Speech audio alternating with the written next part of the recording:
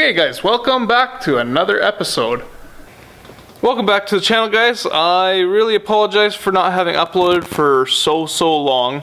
We did film the rest of the Xterra project, if any of you guys were following along on that, so we will get back on that. This video will be putting the engine back in. We'll do a bunch of time lapses. I don't know if this is all going to be in one video or in a couple. We had a couple issues in the summer with the Stagea. The head gasket blew and it's just parked, and it forced us to rush this build.